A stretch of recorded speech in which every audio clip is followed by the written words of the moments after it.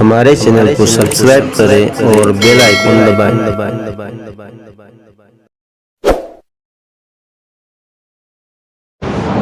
السلام علیکم ورحمۃ اللہ وبرکاتہ۔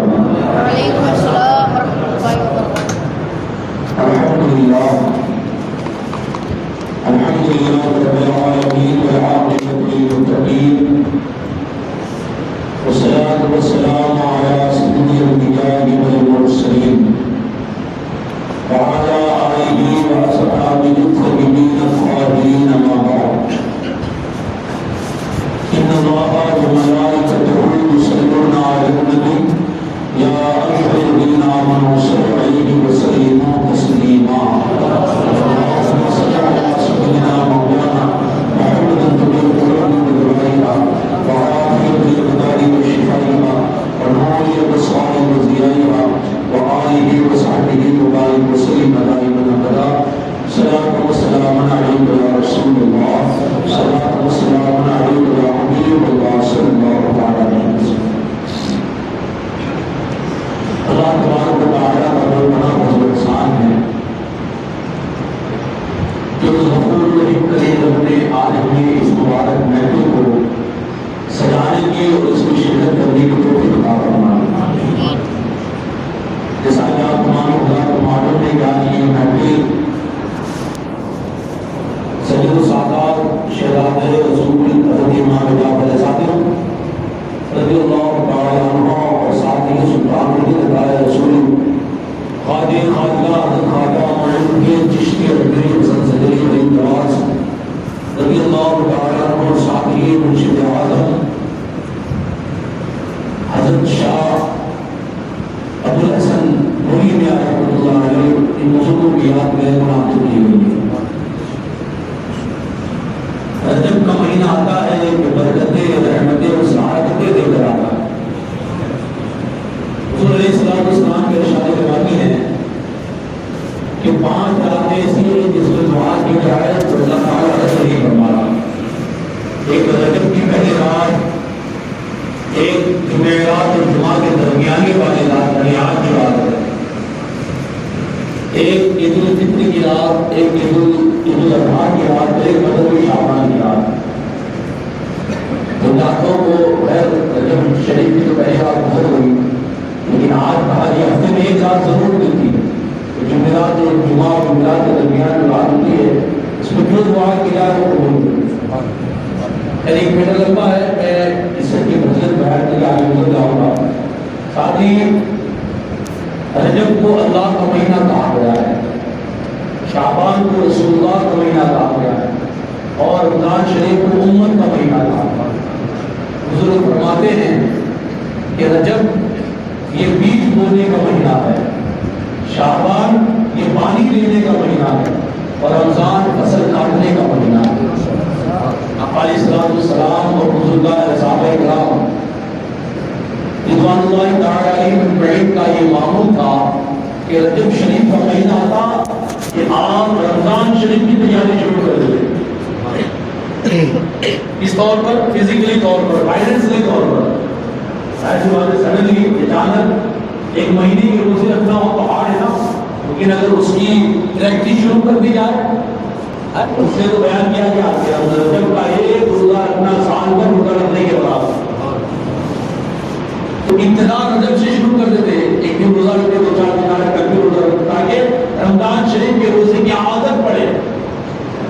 صحابہ کرام رجب شریف سے زکوٰۃ کا کیلکولیشن شروع کر دیتے تھے تاکہ رمضان شریف آنے سے پہلے وہ فارغ ہو جائے کہ رمضان کی جھنجھٹ نہ رہے، پورا وقت عبادت کے لیے رہے۔ اور دوسری بات ہے کہ زکوٰۃ ادا کرتے تھے تاکہ دوسرا مسلمان جو ضرورت مند ہے وہ بھی اپنے آپ کو رمضان کے لیے تیار ہو۔ یہ صحابہ کرام کا معاملہ ہے۔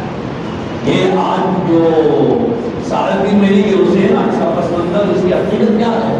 اس کی حقیقت یہی ہے کہ بزرگان دین رجب شریف سے روزے شروع کرتے تھے تاکہ رمضان شریف کی پریکٹس ہو جائے۔ اللہ تعالیٰ حضور علیہ السلام دعا میں فرماتے تھے نا، اللہم بارک لنا فی رجب و شعبان وبلغنا رمضان، کہ اللہ ہمیں رجب اور شعبان میں برکت عطا فرما اور ہمیں خیر و عافیت کے ساتھ رمضان تک پہنچا. اور یاد رکھیں حضور علیہ السلام کے ارشاد گرامی ہے اور اہل عرب کا وہاں یہ رسول بھی تھا 5 مہینوں کو حرمت والا جانتے ہیں. حرمت والا مطلب کیا ہے؟ جس طرح ہم رمضان شریف کو عزت کا مہینہ جانتے ہیں نا، کیسی عزت ٹی ویوں کے پردے پر نہیں جاتے ہیں، چٹلوں پر پردے ہی جاتے ہیں، حالانکہ یہ ہمارا بھی کعبہ اور مکہ بھی ہے. یہ کیسے مسلمان، کیسے رمضان کے مسلمان؟ ہم ایسے رمضان کی تعظیم کرتے ہیں کہ رمضان میں نمازیں بن جاتے ہیں بس. یہ مسلمان نہیں ہے. اگر ٹی وی پر پردہ گرا ہے تو پورے 12 مہینے پردہ گرنا چاہیے. ایسا تھوڑی کہ ٹی وی کا مطلب یہ ہے کہ حرام فلم گانے وغیرہ یہ صرف رمضان میں ہی حرام ہے، پوری زندگی پر حرام ہے. تو یہ ساری چیزیں پوری زندگی پر بند ہونا چاہیے. تو جس طرح ہم رمضان شریف کی تیاری کرتے ہیں، تعظیم کرتے ہیں، عزت کرتے ہیں، نمازی بن جاتے ہیں، چہرے کپڑے سے مسلمان ہو جاتے ہیں. نوجوانوں کا حال یہ ہے کہ شیونگ کرنا بند کر دیتے، چاند نظر آتے شیونگ کرنا شروع کر دیتے. یہ تو بہت غلط بات ہے. ایسے ہی رمضان یہ جو ہے 5 مہینے حرمت والے، بلکہ 5 مہینوں میں عرب جو کہ جنگ کرتے تھے تو صدیاں لڑتے تھے. ایک بار جنگ شروع ہو جاتی تھی نا تو صدیوں تک لڑتے تھے. کیا ہمارے فلاں پشت میں آدمی پشت نے اس کو مار ڈالا تھا، اتنی پرانی لڑائیاں ہوتی تھی. لیکن 5 مہینے آتے تھے، اس مہینوں میں جنگ بھی بند کرتے تھے. پہلا مہینہ ہے رجب، اس کو حرمت کا مہینہ ہمارے اسلام نے بیان کیا، یعنی عزت والا، حرمت والا. اور دوسرا ذی القعدہ، ذی الحجہ، محرم، یہ 4 مہینے حضور علیہ السلام اور غالباً میں شوال بھی داخل ہے نا. اس طریقے سے یہ کیا ہے؟ حرمت والے مہینہ ہمارے اسلام میں. یہ رجب معمولی مہینہ نہیں ہے. اور دیکھیے اللہ کا کرم بھی دیکھیے، یہ رجب آتا ہے کہ اللہ والوں کے دن بھی شروع ہو جاتے ہیں. اللہ والوں کے دن بھی شروع ہو جاتے ہیں. امام شافعی کی مثال کا دن اسی رجب شریف ہے. سرکار غریب نواز کی مثال کا دن اسی رجب شریف ہے. سیدنا امام جعفر صادق رضی اللہ تعالیٰ عنہ کی مثال کا دن اسی رجب شریف میں ہے. حضرت ابن معاویہ رضی اللہ تعالیٰ عنہ کی مثال کا دن اسی رجب شریف میں ہے. حضرت ابو الحسن نوری میاں رحمۃ اللہ علیہ آپ کی مثال کا دن اسی رجب شریف میں ہے. بلکہ آپ علیہ السلام کو رب نے اپنے دیدار کے بلایا وہ بھی رجب شریف میں. اور دوسری بات یہ ہے حضور علیہ السلام کے وسیلے سے حضور کی معراج میں مومنوں کی معراج نماز ادا ہوئی، وہی رجب شریف میں ہے. اگر میں اپنی بات کروں تو میرے دادا پیر یعنی سرکار مختوم اشرف سنانی رحمۃ اللہ علیہ کے پیر و مرشد حضرت شاہ علاء الحق بڑھوی رضی اللہ تعالیٰ عنہ، آپ کی اس کی تاریخ غالباً 21 رجب وہ بھی رجب میں تھوڑی بات ہے جو رجب شریف اور تعلق سے پھر میں آپ کے سامنے رکھ دی. اللہ تعالیٰ ہمیں رجب شریف کی جو فضائل ہے وہ عطا فرمائے.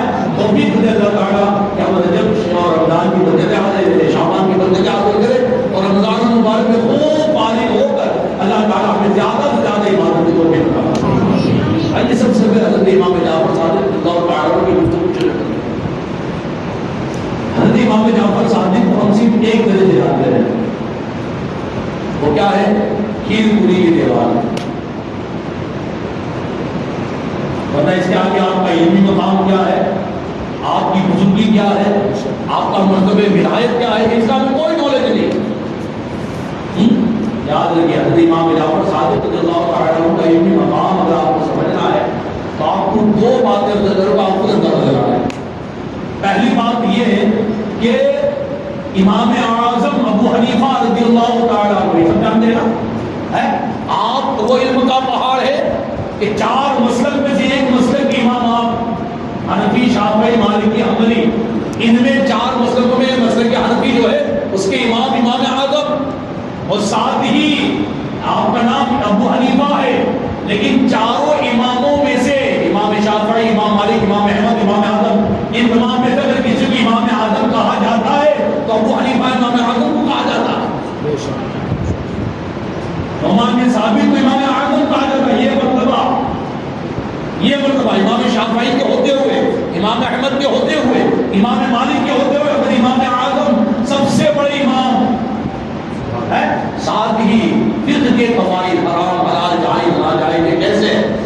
کے قاعدے، اس کی تھیوری اگر کسی نے بنائی ہو تو یہ وہ امام اعظم ابو حنیفہ رضی اللہ عنہ۔ امام شافعی فرماتے ہیں کہ اگر امام اعظم نہ ہو یا کوئی آپ کے در دولت کا محتاج نہ ہو، وہ فقہ کی باریکیوں کو جان ہی نہیں سکتا ہے۔ ایک قول کے مطابق اگر امام اعظم سے کوئی اکتساب فیصلہ کرے تو فقہ میں وہ یقین رہے گا۔ ایسے امام اعظم کی جو تعریف کر رہا ہوں میں، وہ امام جعفر صادق کا مرتبہ بتانے، اتنے بڑے امام، اتنا بڑا علمی مقام، اور وہ شاگرد ہے امام جعفر صادق کے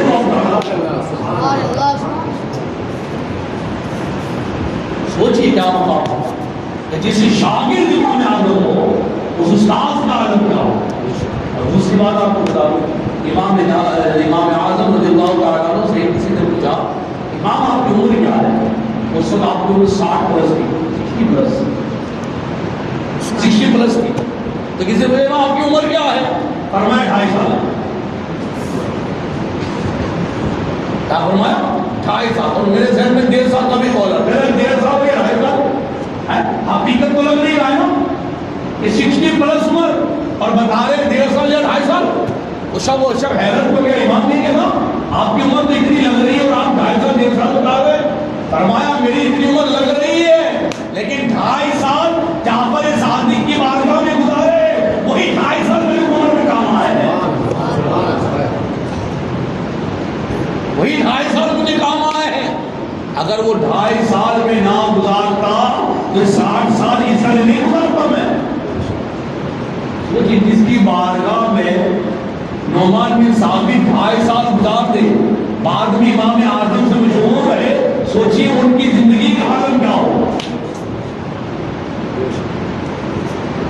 امام جعفر صادق رضی اللہ عنہ ایک قول کے مطابق دین اسلام میں پہلے مجدد امام جعفر صادق رضی اللہ عنہ۔ بعضوں نے حضرت عمر بن عبدالعزیز کا بھی قول کیا، وہ بھی مجدد ہے۔ اول پڑھنے کے اول کون سو کی بات ہو رہی ہے، ان کی مجددیت سے انکار نہیں ہے، لیکن پہلے مجدد امام جعفر صادق رضی اللہ تعالی۔ آپ کی بے شمار کرامتیں ہیں، آپ نہایت صابر و شاکر تھے۔ آپ کا نام جعفر ہے لیکن صادق کے لقب سے مشہور ہوئے، صدق صادق کا تصدق صادق بن صادق۔ اور ہمارے شہر شرکیہ کے شعر کو بیان کیا ہے، صدق و گفتار میں اور صدق ہی کردار میں حضرت صادق شہید صدق و صفا کے واسطے۔ اور یاد رکھیے آپ کے وسیلے سے جو شخص سچا بننے کی دعا کرے گا، میرا یقین ہے اللہ تعالیٰ اسے سچائی عطا فرمائے گا، اسے جھوٹ سے نفرت ہو جائے گی، زبان اور کردار سے جھوٹ دور ہو جائے گا۔ یہ ہے امام اعظم امام جعفر صادق رضی اللہ تعالیٰ کا۔ اگر آدمی سچا بننا چاہے، اپنے کیریکٹر میں، اپنے کردار میں، اپنی گفتار میں، اپنی بات چیت میں، اپنی ڈیبیٹ میں، اپنے کلام میں اگر سچائی اتارنا چاہے تو حضرت امام جعفر صادق کی صادق ہونے کو وسیلہ بنائے، اللہ تعالیٰ اس سے جھوٹ کو دور فرما کر اسے سچا بنوا۔ امام جعفر صادق رضی اللہ تعالیٰ سرکار غریب نواز رضی اللہ تعالیٰ، آپ نجیب الطرفین ہیں۔ جو ماں اور باپ دونوں کی جانب سے سید ایسا ہو سکتا ہے نا کہ باپ سید ہو ماں سید نہ ہو سکتا ہے، لیکن آپ نجیب الطرفین ہیں کہ ماں بھی سیدانی باپ بھی سید ہے۔ اور ایسا ہی نہیں ہے، آپ تو نجیب الطرفین سادات ہونے کے ساتھ ساتھ مجموع البحرین ہے۔ مجموع البحرین مطلب یہ ہے دو ولایت کے دریا ملنے سے آپ کا مجموع ہوا ہے کہ آپ کے والد محترم بھی ولی، آپ کی والدہ بھی ولی ہے۔ آپ کے والد محترم کا نام غیاث الدین ہے، تو بڑا مشہور ہے نا کہ آپ کے والد محترم بچپن ہی میں دنیا سے پردہ ہوئے، اور آپ کے والد محترم کی پردہ فرمانے کے بعد والد صاحب کی وراثت سے آپ کو ایک باغ ملا تھا۔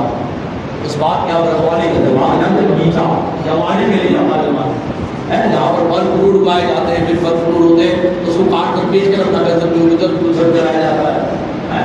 ایک مجذوب آتے ہیں اور مجذوب منہ میں ایک پھل چبا کر آپ کے منہ میں ڈال دیتے ہیں، پھل پیٹ میں اترنا تھا کہ ساری نورانیت دل میں داخل ہو جاتی ہے۔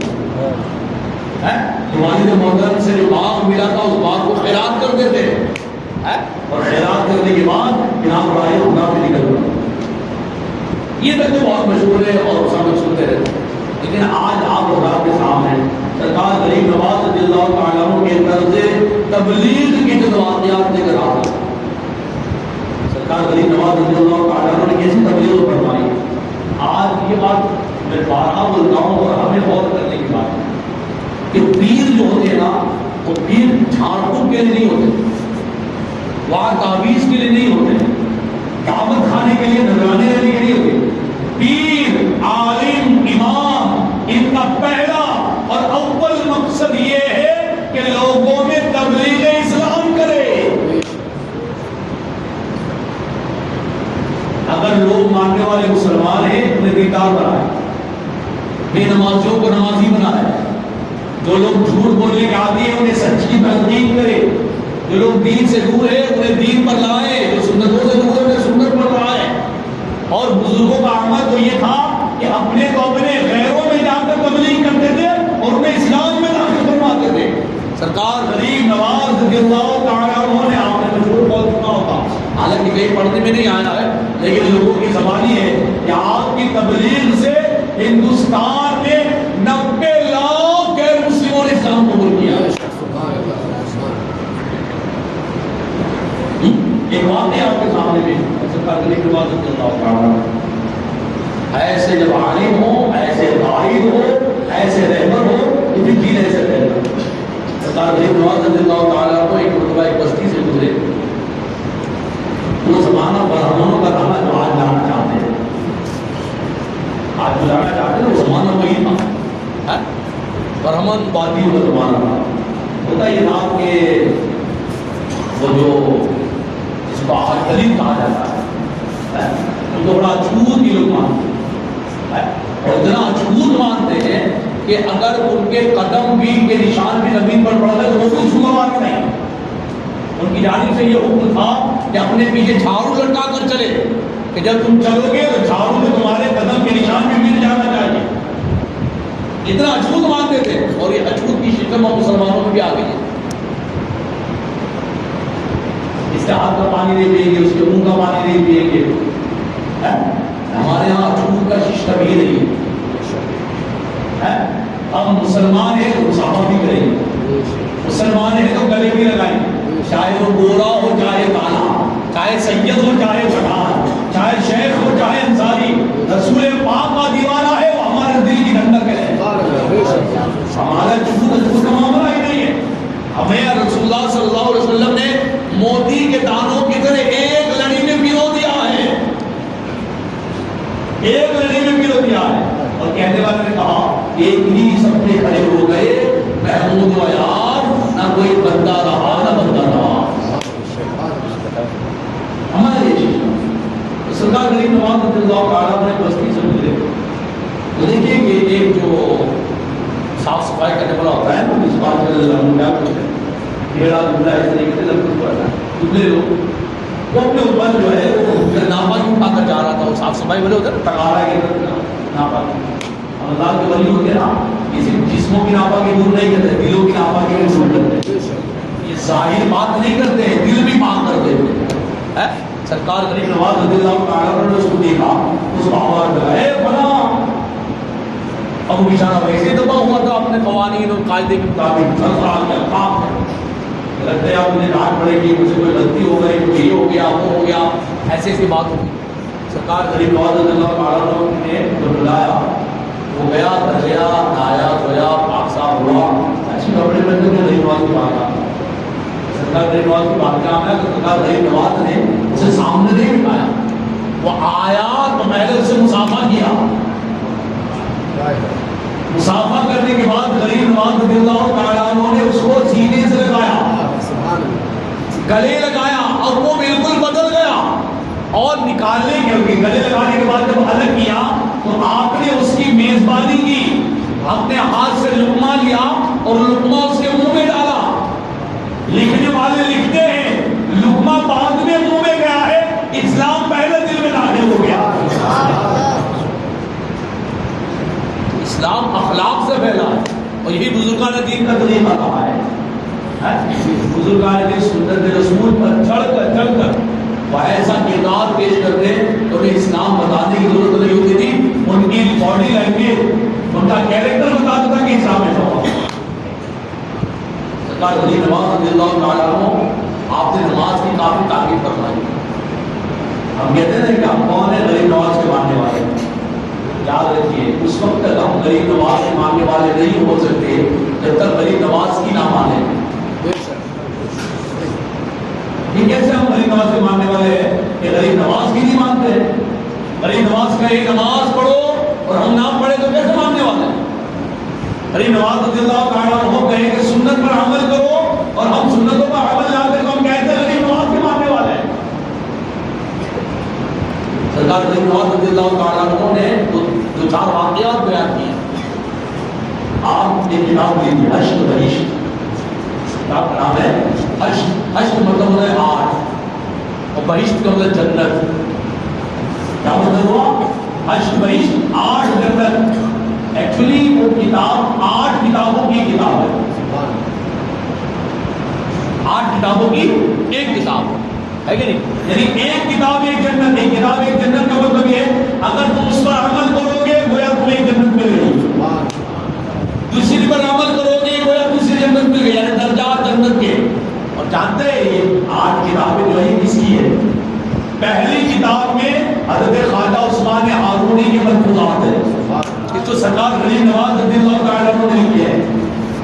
دوسرا رسالہ سرکار غریب نواز رضی اللہ تعالیٰ عنہ نے ارشادات ہیں. اس کو سرکار قطب الدین بختیار کاکی نے لکھے ہیں. ویسے قطب الدین بختیار کاکی کی ارشادات ہیں. بابا فرید الدین گنجی شکر کی ارشادات ہیں. محبوب علی کی نام الدین اولیاء کی ارشادات ہیں. حضرت نصیر الدین چراغ دہلوی کی ارشادات. بزرگان سلسلے چشت کی ارشادات اس میں نقل کی. اور وہ ارشادات نقل کیسے ہو سکتے ہیں؟ یہ آپ کو بتا رہا ہوں. آج کل جو لوگ پیر بننے کا شوق رکھتے ہیں اس میں پڑھا محفلیں کیسی ہوا ہوتا ہی تھا. کہیں دعوت ہوتی تھی یا نہیں بھی ہو, درخت کے نیچے بیٹھے ہیں, شام کا وقت ہے, مسجد میں بیٹھے ہیں, کہیں بھی بیٹھے ہیں, ماننے والے بیٹھے, اس میں چند جو مخصوص مریدین ہوتے تھے وہ اپنی جانب سے بیٹھ جاتے تھے اور سرکار جو ارشاد فرماتے تھے وہ نقل کرتے تھے, لکھ لیتے تھے. آج کل تو الیکٹرانک زمانہ ہے, ٹی وی پہ جاری ہو رہی ہے.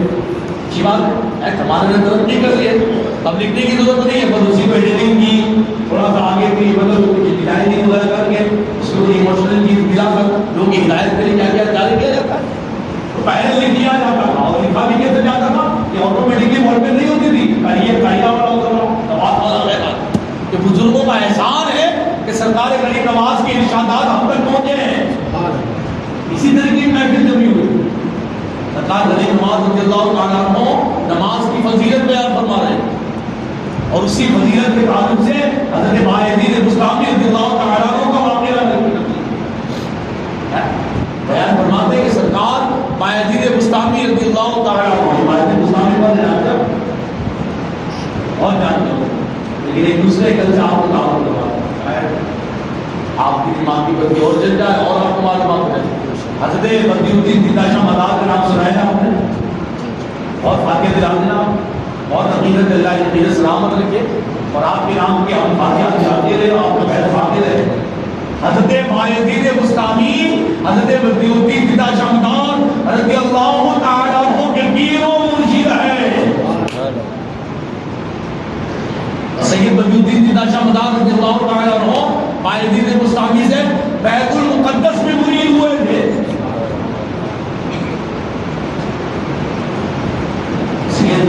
شمدار رحمۃ اللہ علیہ کی عمر شریف 550 سال رہی اور آپ دنیا کی سیر کرتے ہوئے سورج بھی تشریف لائے ہیں. سورج بھی تشریف لائے ہیں, آپ کا بھائی سورج کو بھی ملا ہے. میں حضرت بایزید بسطامی کو مرتبہ آپ کو بتا رہا ہوں کہ جس کے مریدوں کے لسٹ میں دیدار کا مدار جیسے ولی کا نام ہو اور جس کا واقعہ غریب نواز کی ارشاد فرما تبلیغ کے طور پر آج ہم بیٹھے ہوئے نا, آج غریب نواز کی محفل ہے, ان کے واقعات سرکار غریب نواز اپنی محفلوں میں سے بزرگوں کے واقعات ہیں. یہ چیز ہوا کرتی ہے. غریب نواز رضی اللہ تعالیٰ نے بایزید بسطامی رضی اللہ تعالیٰ کا واقعہ نقل کیا. میں فرماتے ہیں کہ کا واقعہ ایسا ہے کہ بایزید بسطامی کی فجر کی نماز قضا ہو گئی.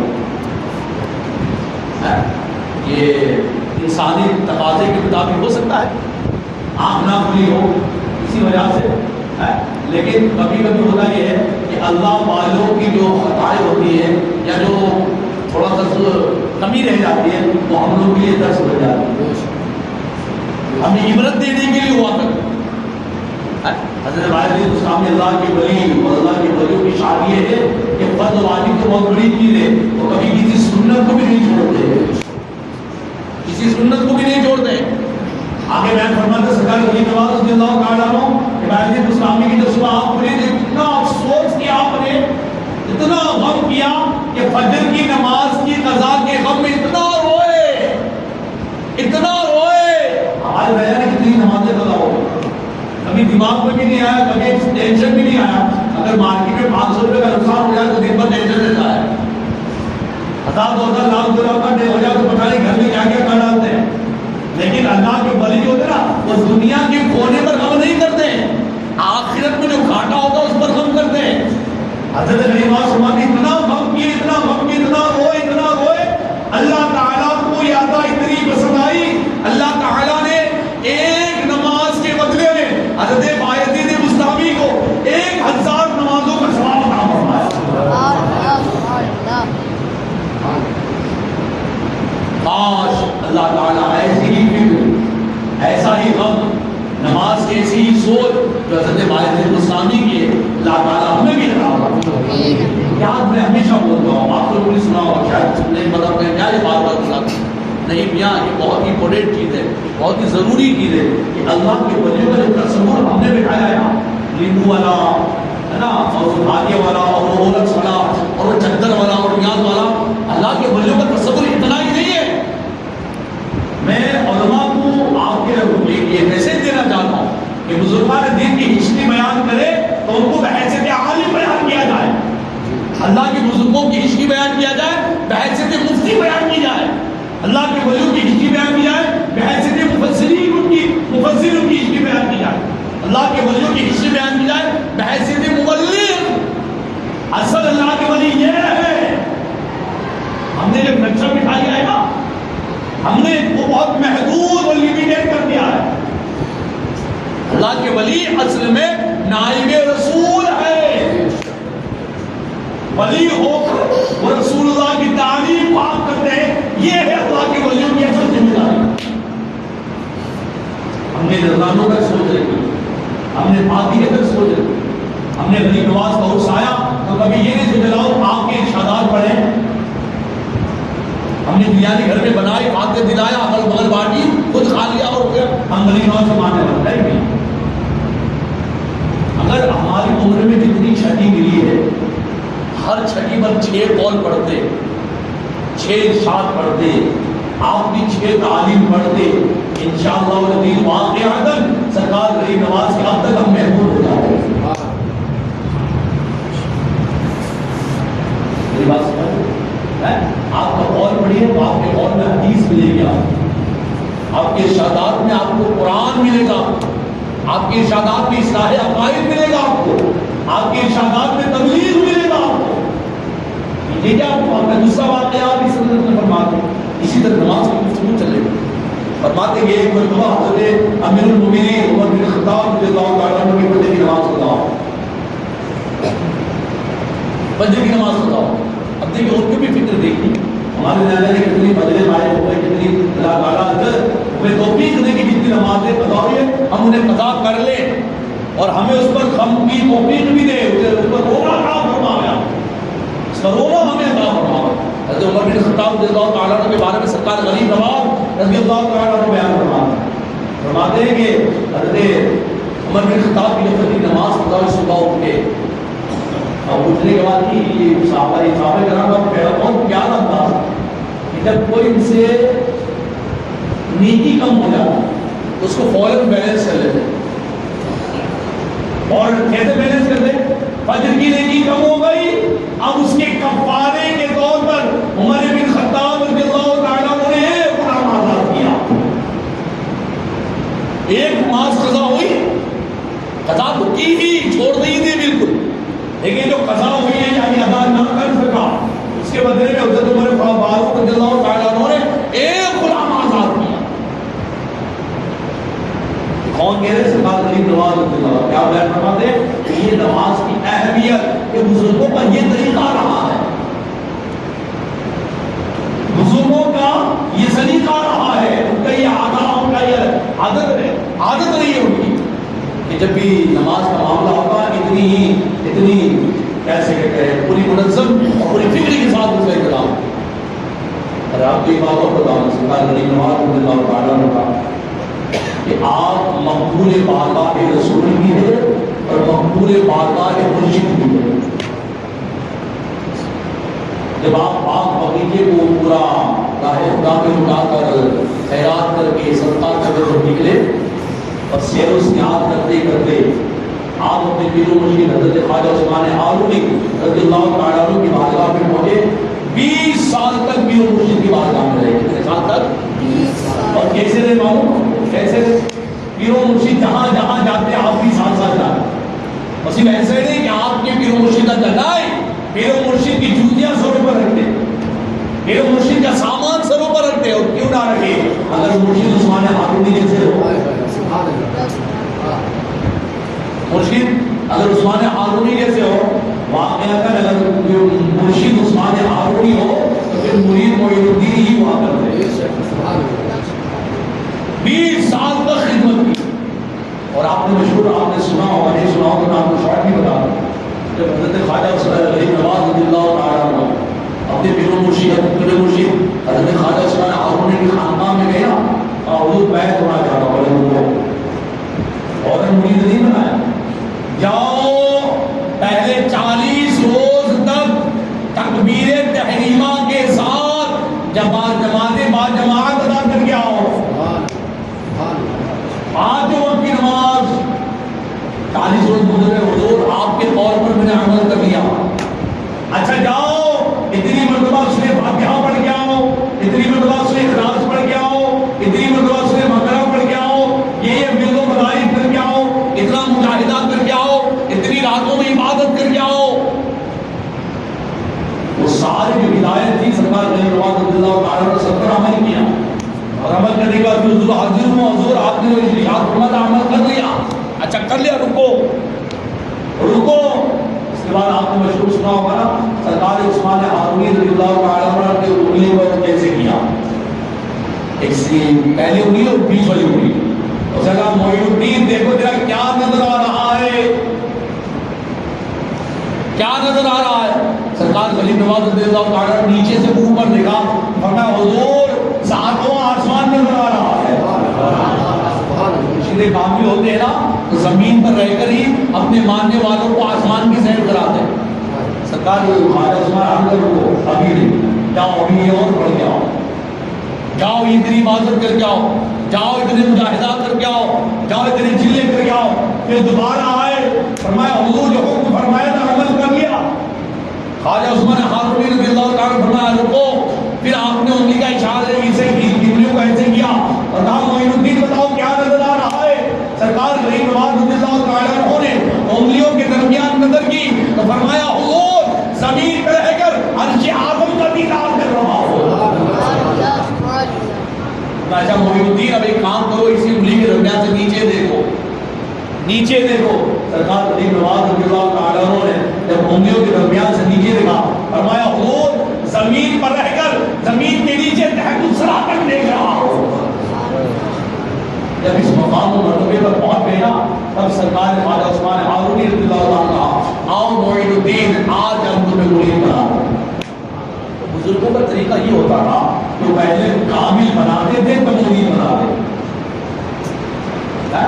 خیر بہرحال اس کے بعد 20 سال تک سرکار غریب نواز رضی اللہ تعالیٰ کو اپنے پیر و مرشد کی بارگاہ میں رہے، جہاں جہاں کے ساتھ میں رہتے، نماز کا وقت ہوتا تو آپ وضو کرواتے، پانی کا انتظام کرتے، اگر چلنے کا ہوتا تو سامان سر پر رکھ کر چلتے، آپ کی جوتوں کی حفاظت کرتے، آپ کے صاف صفائی کا خیال کیا۔ حضرت خواجہ عثمان ہارونی رضی اللہ تعالیٰ عنہ سرکار غریب نواز رضی اللہ تعالیٰ عنہ کو لے کر مدینہ منورہ پہنچے، سب سے پہلے خانہ کعبہ پہنچتے ہیں، مکہ شریف پہنچے، خانہ کعبہ کا طواف کیا اور دعا کی کہ اللہ معین الدین کو قبول فرما دے۔ مرشید اپنے مرید کے بارے میں دعا کر رہے ہیں، اللہ معین الدین کو قبول فرما لے. خانہ کعبہ سے آواز آئی ہم نے معین الدین کو قبول کر لیا ہے. اب یہ قبولیت کا زور کہاں وقت ہوتا ہوا لگی. بہرحال جو خانہ کعبہ سے قبولیت کا سرٹیفکیٹ مل گیا اس پر اسٹیمپ لگانے کے لیے حضرت خواجہ عثمان ہارونی مدینہ المنورہ حاضر ہوئے. روضے رسول پر حاضری ہوئی, صلاۃ والسلام پیش ہوا. اس وقت خواجہ عثمان ہارون نے فرمایا حضور معین الدین کو لے کر حاضر ہوا ہوں, حضور معین الدین کو لے کر حاضر ہوا ہوں, قبول فرما لیجیے. وہاں سے آواز ہے قبر رسول سے آواز آئی معین الدین محبوب ماحض, معین الدین میرا محبوب ہے, معین الدین میرا محبوب ہے. سرکار آقا علیہ السلام نے سرکار رحمہ اللہ کو قبول فرمایا. اور پھر لکھنے والے لکھتے ہیں یہیں سے سرکار غریب نواز رضی اللہ تعالیٰ عنہ کو ہندوستان کی جانب سفر کرنے کا حکم ہوتا ہے. اسی لیے ہم غریب نواز کو عطائے رسول کہتے ہیں. یہ میرا خواجہ عطائے رسول ہے کہ آپ کو یہ زندگی جو ملا ہے اگر عطا کی ہے تو اس کے ساتھ غریب نواز رضی اللہ تعالیٰ عنہ کو نبی جہاں صلی اللہ تعالیٰ علیہ وسلم نے عطا فرمایا.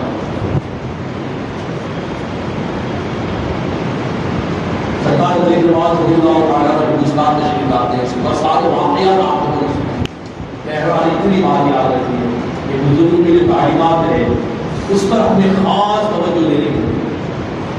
ایک عام طور پر ہمارے اندر ایک وبا چلی ہے, ہم کسی کے تعلق سے نگیٹو سوچ بہت جلدی کر لیتے ہیں اور نگیٹو سوچ کرنے کے بعد اگر ہمیں موقع مل گیا ہم اس کی عزت اتارنے میں بھی پیچھے نہیں رہتے. چار لوگ ہوئے اگر کسی کو عزت کرنا ہو تو چاروں کے بیچ میں کر دیں گے. حالانکہ طریقہ یہ کہ اگر کسی کے تعلق سے آپ کو کوئی سوال ہو یا کوئی آپ کو کھٹکا ہو تو لوگوں کے بیچ میں نہ کریں, لوگوں کے بیچ میں نہ کریں, تنہائی میں اسے کہہ دیں.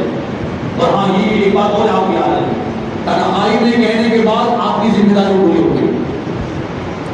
اب اسی پر مزید نہ رہنا, یہ کرو یہ کرو یہ کرو, دعا کیجیے اللہ اسے ہدایت عطا فرمائے. یاد رکھیے ایک مسلمان ایک مومن کی عزت بڑی عزت ہے.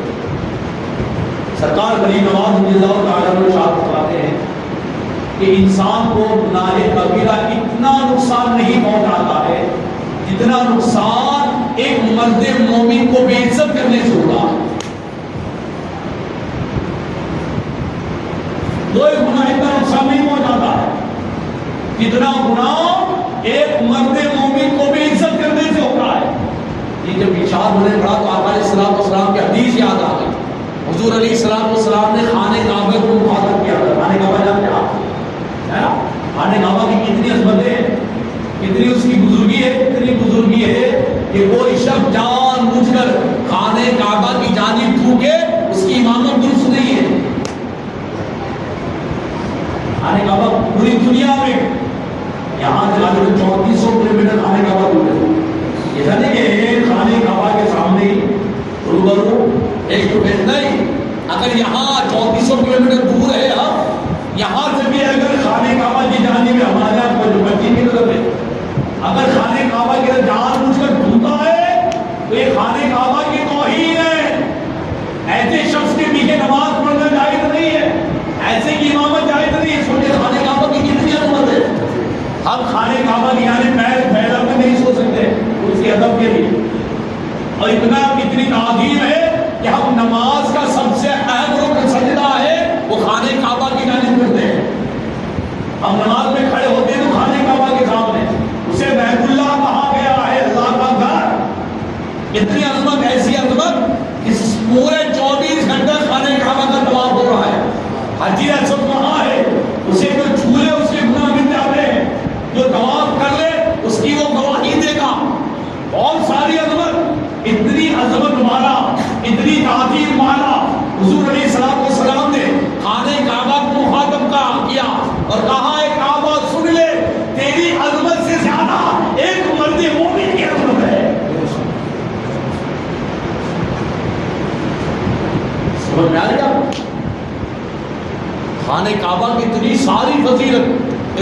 زیادہ عزت، اتنی زیادہ تعلیم، حضور فرماتے خانہ کعبہ سے زیادہ مرد مومن کی عزت ہے۔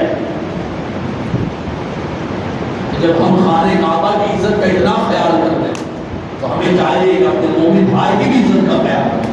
اسی کو سرکار ولی نواز رضی اللہ تعالیٰ عنہ نے بیان فرمایا، کوئی گناہ انسان کو اتنا نقصان نہیں پہنچاتا ہے جتنا نقصان ایک مومن کو بے عزت کرنے کو۔ یہی تو وجہ ہے کہ جب ہم کسی مسلمان کے دل میں خوشی داخل کرتے ہیں، اللہ تعالیٰ اس مسلمان کو محبوب بنا دیتا ہے۔ آدمی اگر بے عزت کرے تو اللہ تعالیٰ ناراض ہو جاتا ہے، لیکن اگر کسی مسلمان کے دل میں ہم خوشی داخل کرے، ہماری وجہ سے وہ خوش ہو جائے، ہماری وجہ سے وہ راضی ہو جائے، اللہ تعالیٰ اس عمل سے مجھ سے راضی ہو جاتا ہے۔ یہ اللہ کے ولی ہے جنہوں نے انسانیت کا درس کیا، یہ اللہ کے ولی ہے جنہوں نے انسانوں کو انسان بنایا ہے۔ ایک جگہ ارشاد فرماتے ہیں کہ حاجت مندوں کی حاجت روائی کرنا، ضرورت مندوں کے کام آنا، جو ضرور بھوکا ہو اس کو کھانا کھلانا، یہ وہ عمل ہے جس کے ذریعے انسان وہ مقام و مرتبہ پانے کا ہے جو دن میں روزہ رکھنے والے اور رات میں نماز پڑھنے والے نہیں پاتے۔ ضرورت مندوں کی ضرورت پوری کرنا، حاجت مندوں کی حاجتیں پوری کرنا، مدد کسی ضرورت ہو اس کی مدد کر دینا، کمزوروں کے کام آ جانا، بھوکوں کو کھانا کھلا دینا، فرماتے یہ وہ عمل ہے جس کے ذریعے بندہ وہ منزل پا لیتا ہے جو رات میں روزہ رکھنے والے اور دن میں روزہ رکھنے والے اور رات میں نماز پڑھنے والے نہیں پاتے۔ یہ اللہ کے ولیوں کی بارگاہوں سے جو لنگر چلا ہے نا، لنگر ایسے نہیں چلا، یہ بھوکوں کو کھانا کھلانے کے لیے چلا۔ اللہ کے ولیوں کی بارگاہوں میں جو خانقاہوں کا نظام ہے نا، آپ بزرگوں کی تعریف پڑھیے، آپ کو بتا چلے خانقاہوں میں جو نظر و نیاز آتی تھی نا، وہ اسٹاک نہیں ہوتی تھی، وہ بینک بیلنس نہیں بنتی تھی، وہ گوڈاؤن میں نہیں جاتی تھی، جیسے ہی نذرانہ آیا ضرورت مندوں میں تقسیم ہو جاتا تھا۔ یہ اصل خانقاہی نظام ہے۔ اور جو لنگر کا نظام ہے نا، یہ لنگر تو ان لوگوں کا انتظام ہوتا تھا جو طلب علم کے لیے آیا کرتا تھا، جو راہ سلوک طے کرنے آتے تھے، جن کے کھانے پینے کا انتظام نہیں ہوتا تھا، جو ضرورت مند ہوتے تھے انہی کے لیے لنگر ہوتا تھا۔ آج ہمیں لنگر کا نظام وہی بنانا ہوگا۔ میرے گھر میں 6 مہینے کا اناج پڑا ہوا ہے، آپ یہاں کی دعوت مجھے دے رہے ہو، بھوکا ہی ہے، پیٹ بھرے کو دعوت دے رہے ہیں۔ آج اگر نیاز دیکھیں، نیاز دو طرح کی ہوتی ہے، میں بتا رہا ہوں، ایک دیگ والی ہوتی ہے، ایک کچی ہوتی ہے۔ نیاز کا جو راشن ہے وہ کیا ہے؟ اچھا ہے نا، اور دیگ جو ہے وہ کیا ہے؟ پکی ہوئی ہے۔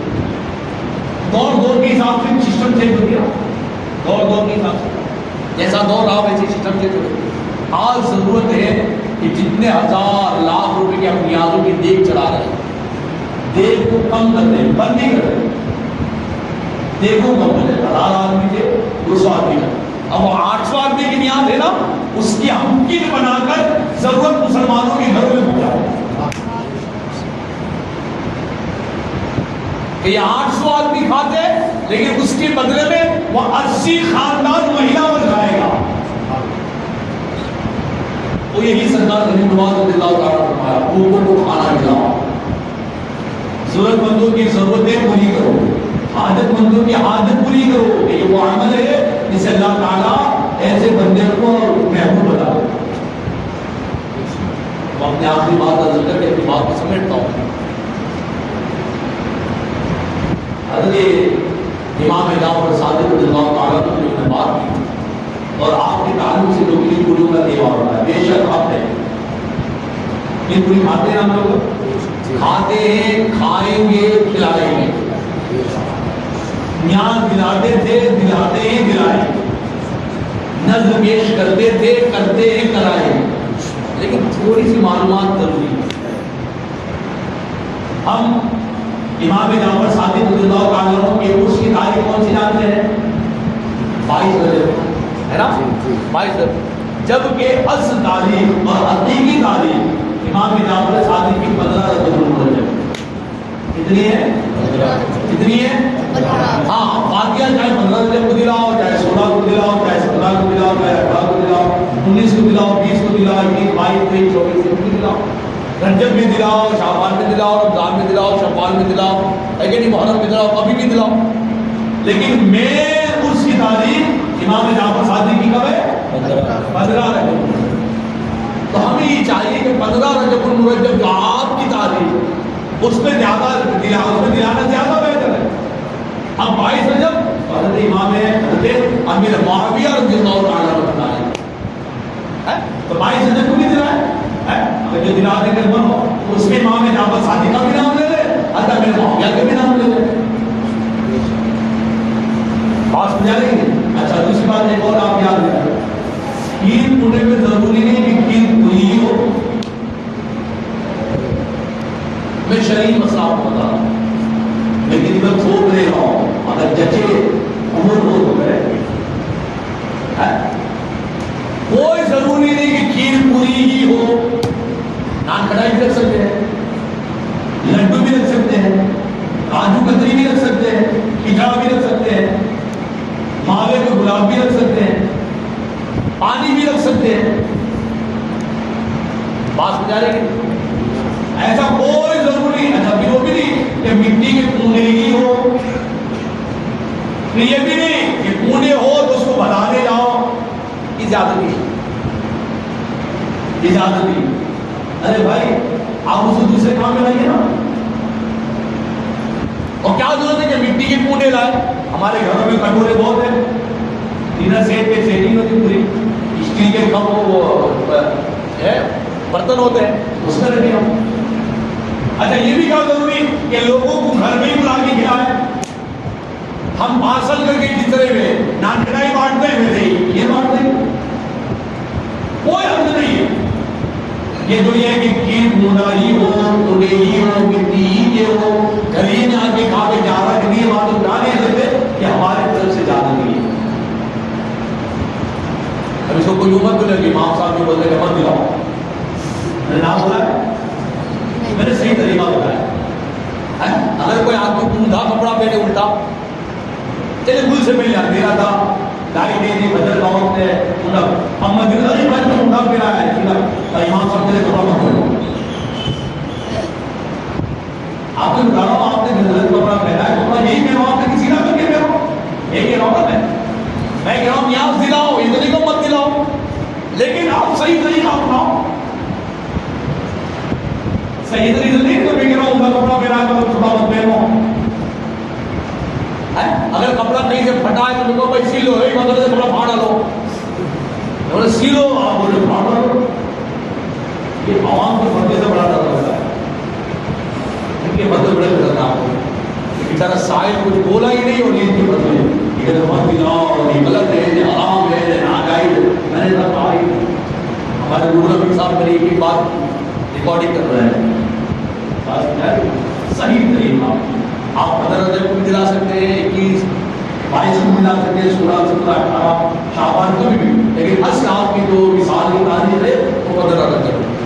اور آپ کی ضروری نہیں کہ یہ پوری ہی ہو، بریانی بھی ہو سکتی ہے، کباب بھی ہو سکتا ہے، نان کڑھائی بھی ہو سکتی ہے، مٹھائی بھی ہو سکتی ہے، آخری بھی ہو سکتی ہے، کچھ بھی ہو سکتا ہے، اور کوئی ضروری نہیں کہ وہیں گھر میں لگا کھلاؤ، بانٹ بھی سکتے ہیں ہم، ہے کہ نہیں؟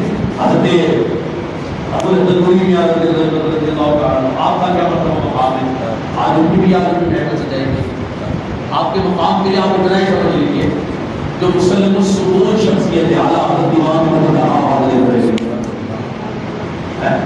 ہم آپ ہے کہ بغیر سوچے سمجھے کچھ بھی کرا لیں، کسی کے در پر چلے جائیں گے، کسی کی دست پر خوشی کر لیں گے، کسی کو بھی ہم کچھ بھی بنا لیں گے، شخصیت ہستی بنا لیں گے۔ اعلیٰ حضرت کی رات وہ ہے کہ جو دودھ کو دودھ پانی کو پانی کرنے والا ہے، دودھ کو دودھ دہی کو دہی، ہر واحد چیز کو وہ دودھ کہنے والے نہیں ہیں، وہ ایسے نہیں ہے، وہ ہے کہ جو ان سے وابستہ ہو گیا انہیں عشق رسول کا سربت پلانے والے ہیں۔ جب اپنے شہزادے مفتی اعظم علامہ عبدالمظفر خان جب ان کے مرید ہونے کی بات آئی، شاہ ابو الحسن نوری رحمۃ اللہ علیہ کی شخصیت آپ کے سامنے پیش کر رہا ہوں. مرید ہونے کی بات آئی ہے. بحضور مرید بننا چاہتا ہوں. اعلیٰ حضرت نے کیا کمی تھی؟ یہ اعلیٰ حضرت تو وہ ہے کہ آج اعلیٰ حضرت کہہ لو، اعلیٰ حضرت کا مرتبہ نہیں بڑھتا ہے، کہنے والے کا مرتبہ بڑھ جاتا ہے. بات سمجھ آ رہی ہے کہ نہیں؟ اعلیٰ حضرت تو اعلیٰ حضرت ہے ہی ہے، جو اعلیٰ حضرت کہتا ہے نا وہ بھی اعلیٰ ہو جاتا ہے. کوئی کمی نہیں اعلیٰ حضرت کی شخصیت میں. لیکن پھر بھی اپنے ہوتے ہوئے کہا میں بھی معاہدہ سے مرید ہوا ہوں، تم بھی جاؤ معاہدہ شریف اور مرید یہاں موجود ہے ان سے مرید ہو جاؤ. اللہ تبارک و تعالیٰ ہمیں اپنے محبوبوں کا صدقہ عطا فرماوے. اللہ تعالیٰ ان کی تصویر دنیا میں بھی عطا فرماوے، قبر میں بھی عطا فرماوے اور آخرت میں بھی عطا فرماوے.